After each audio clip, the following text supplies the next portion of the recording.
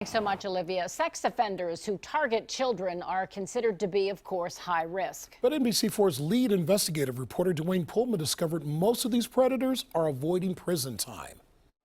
This is Zachary Kahn. 5 years ago, he posed as an 18-year-old girl on Facebook, sending naked pictures to young boys to convince them to send him nude photos. He was busted and charged with 10 felony counts of pandering nude images. He pleaded guilty to 2 felonies that carried a prison sentence of up to 16 years. But Kahn, like most child sex offenders I uncovered, never went to prison. He caught a break, not from the prosecutor, but from the judge. I could have went either way with this guy. Judge Michael Holbrook could have sent Zachary Kahn to prison for years. Instead, he placed him on probation here at the same home where he committed his crimes against children. Do you think you picked the right thing with this individual?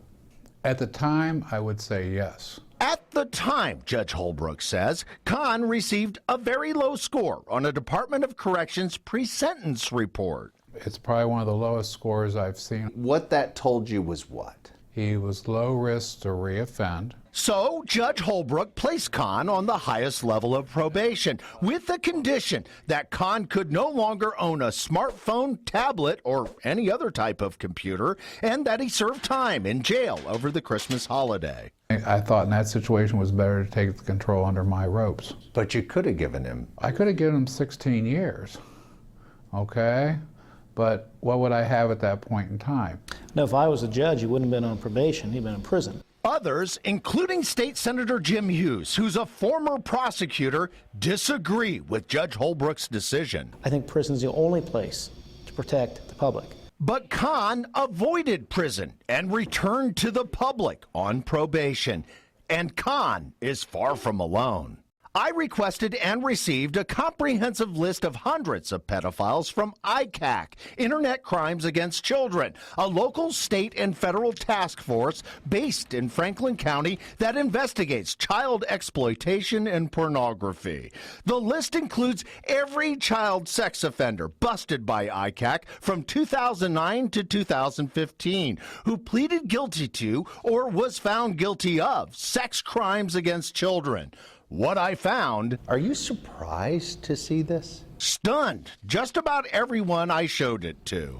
I'm surprised and I'm distraught. Of the 333 child sex offenders tracked by ICAC, only 103 of them were sentenced to prison. 229 child sex offenders got community correction or probation.